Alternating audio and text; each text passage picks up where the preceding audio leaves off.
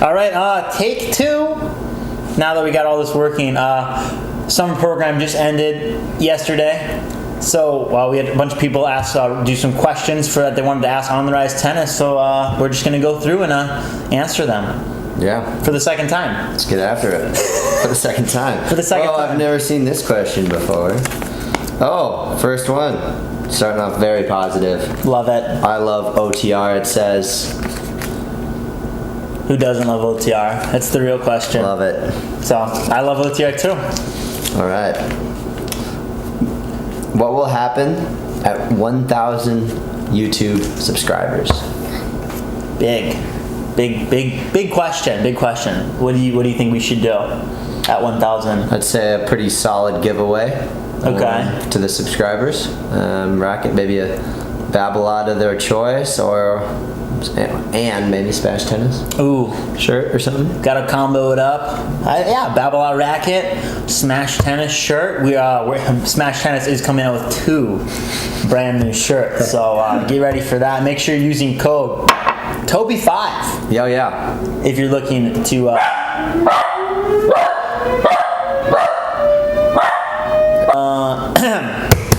forgot where we were. If you want to get a Smash Tennis shirt, you got to use code Toby5. Link in the description below. You know, like a real YouTuber. That's what we do. But yeah, check out the new Smash Tennis shirts. Will be available pretty soon. By the time this video drops, for sure. So. Oh wow. I know. Okay. But 1,000 subs. But if you want to get really adventurous, I'm thinking once we get to 10,000 subs. You know, big goals. Hey, gotta dream big. I would say 10,000 subs. Well, I would say at 10,000 subs, though, we really have a huge event with our On the Rise money tournament. We're hoping to get that thing up to maybe like $8,000, $7,000, $8,000 next year. Looking 4 or 5K to the winner. Blow it up, have interviews, all sorts of cool stuff with all the players of that tournament. That'd kind of be the goal. Whenever we get to 10, the following year, having a really big event for the On the Rise money tournament. So, yeah, dream big.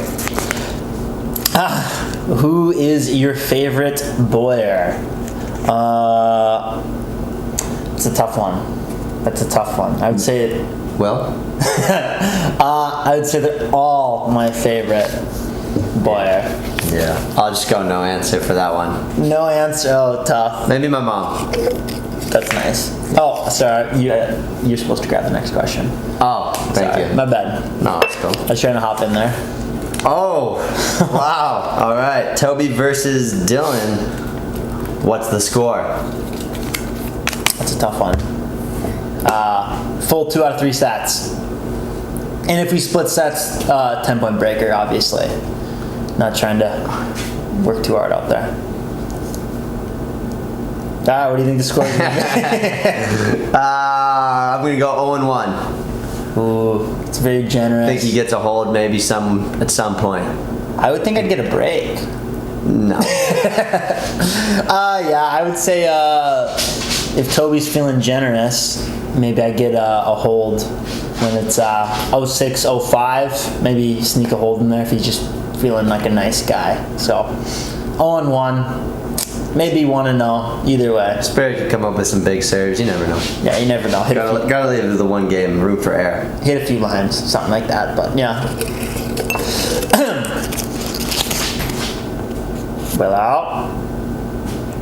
Willow. There's nothing there. Do you like tennis? I in fact not only like tennis, I love tennis. So just love it.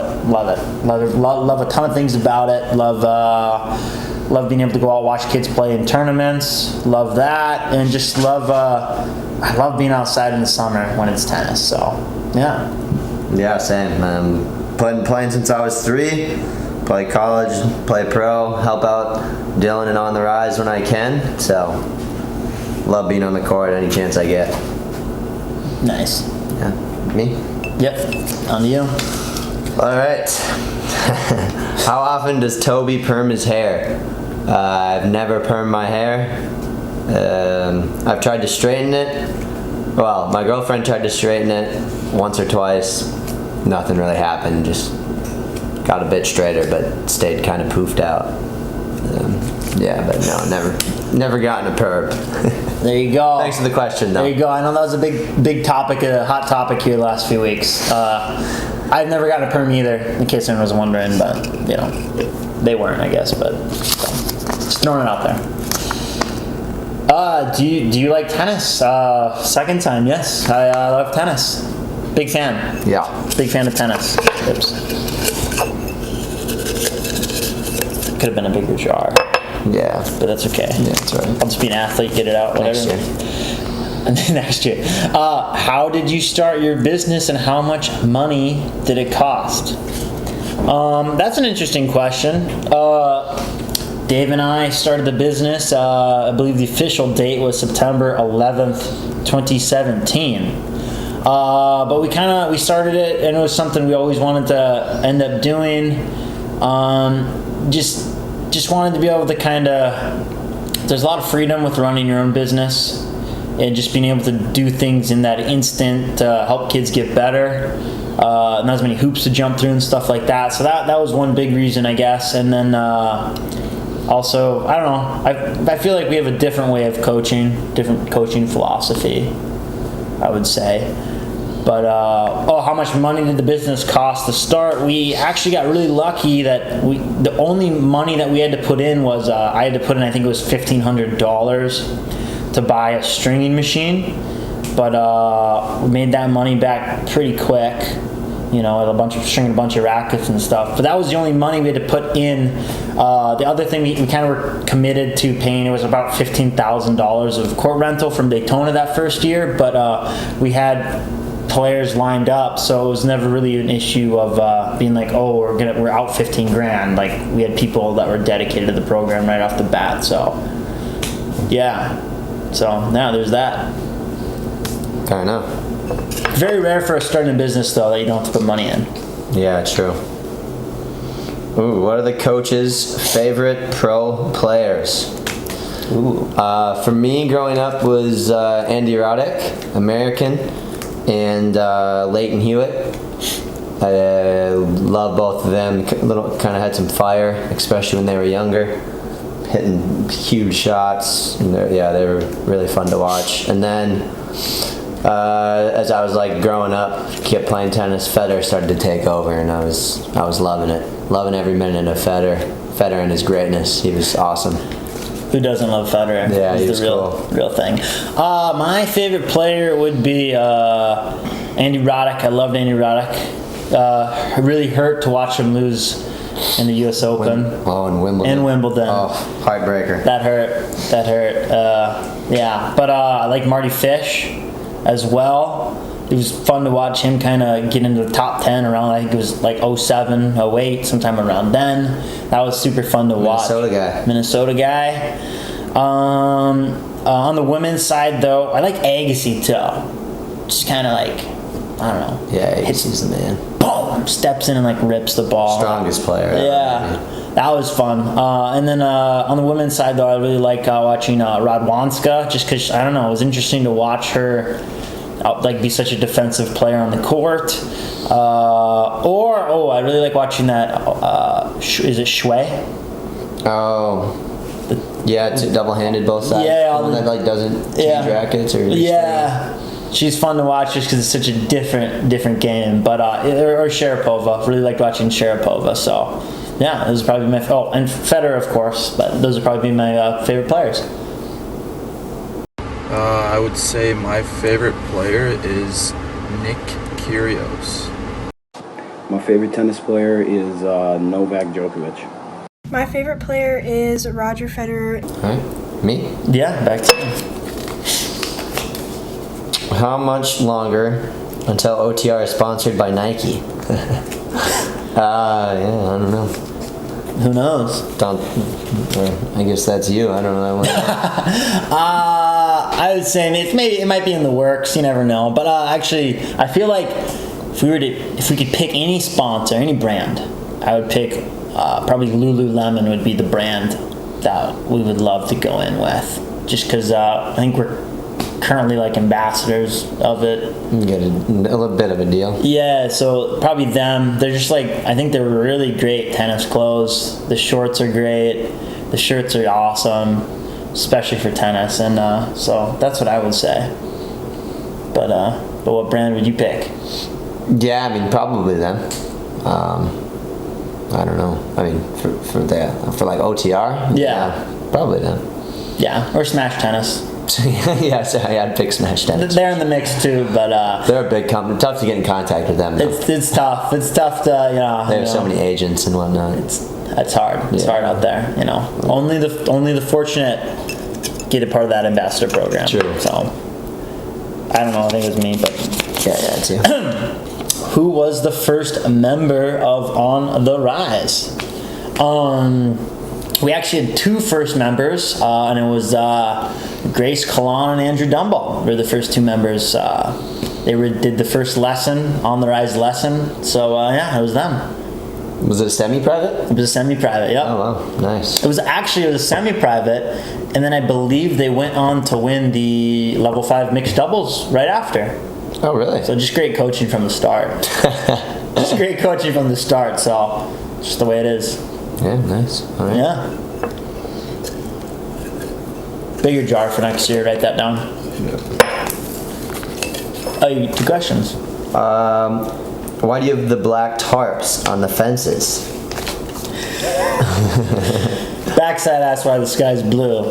Yeah. We're not getting into that. Windscreens, just for most courts should have windscreens, especially in the Midwest. The wind is crazy, so that helps it a bit. Champlain still gets quite a bit of wind, though. Yeah. It's kind of crazy how much wind there is. Yeah. I feel like Minnesota and in the Midwest it's just been windy in general the past 5-10 years. For sure. When I was younger, it was never like this, from what I remember. But Yeah. maybe I'm just noticing it now.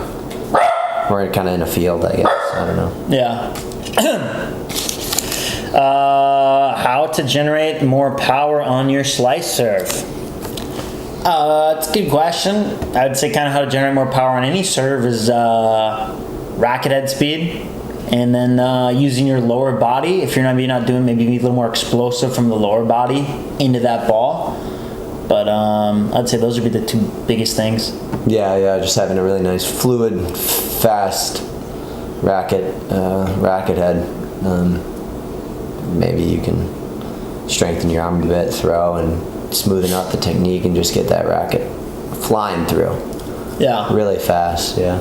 Yeah. Probably technique first, because if your technique's wrong, you probably aren't going to have a bunch of racket heads at power. But Could hurt yourself too. Yeah. If you're trying to swing as fast as you can, and you have or your form's not really solid. yeah, for sure. I just picked that one. Yeah. What is each of the coaches' favorite shot to hit? When I'm feeling my serve, probably my serve feels really nice to making a lot of first serves, hitting good spots, get a couple of aces, some service winners. It's one of the better feelings, I think. Yeah, if I can get some aces, but I would say my favorite shot is when I can, anytime I can step into my backhand and kind of hit it cross court, maybe with some angle. I don't know. I just always feel like when I'm playing a lot, I just can swing as hard as I want on my backhand and it kind of goes in. So It's a good feeling. It's a good feeling. It's not currently the case, but maybe we'll get back to it. What's my favorite shot? Well, if we're going with reliability, I would say my volleys, because I feel like I don't miss much. But if we're going for flashy points, I'd go with the tweener, because you never know, you could whiff it or you could hit a winner. And I would say my favorite shot is the topspin forehand. And my favorite shot is definitely a forehand. How to get spin? I'm gonna say that's topspin. How to get topspin? Basically, you just got to get that racket below the ball, and then swing low to high and kind of fall through over the shoulder. And that low to high swing with the racket has to be under the ball. That's gonna create topspin. That's the basic way to create topspin. Yeah, coming fast through, as fast as you can through here to kind of create that whip. Yeah. get under it a bit. And yeah, racket's got to be fast to get more and more spin. I'm assuming like Rafa probably swings the fastest, and that's why he has the most spin. Yeah, probably.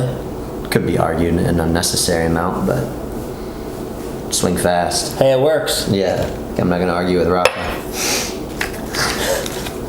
What is the difference between brands of rackets?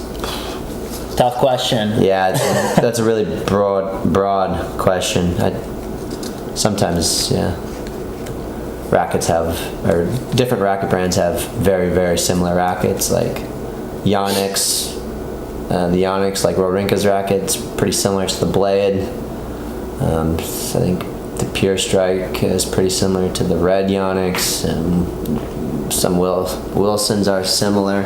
The Ultra and Pure Drive are pretty similar, but then some are really different. I don't know. Big question. Yeah, I mean, yeah, I guess I would say, racket, the brands, not so much the brands are different, but I'd say when you take a brand, the different line of performance racket, you take the brand, the different types of rackets that brand has. So like for Babolat, there's the Pure Drive, Pure Strike, Pure Arrow. Those are all going to be big differences between each other, just like, Pure Drive has more pop, Pure Arrow has more spin, and the Pure Strike's kind of a in between of the two in a way. But, yeah, I mean, I guess you could say Babolat and Yonex are a bit more power focused. Wilson only has like one power racket, the Ultra. Maybe there's another. Yeah, I think just one. So. I think that the Pro Staff and Blade are more control, and then Prince also pretty control based. Not spin with those O holes. Yeah. Still do the O holes. Yeah, big sweet spots. Yeah. Yeah, I'd say Prince Wilson kind of more control. Babolat Yonex more pop. Technifiber I think has quite a bit of pop. There's a few more. There's a few more rackets, I'm sure, but I guess they have a bit of a theme. Yeah, I guess we could start doing racket reviews if you want. Just comment below, I guess. You never know. Hundreds of comments. Never know. Yeah. Yeah, write it down. Talk about that for an hour. For sure. Could make 10 videos on that. 100 videos, but yeah. But yeah. Hey, so really hope you guys liked our take number 2 of going through the questions, because we don't have a tech guy yet, or tech girl yet, but hey, one day. Near future, maybe. Near future. So at 10,000 subs, maybe. 10,000 subs, that's when we get the tech person. Love it. All right, later.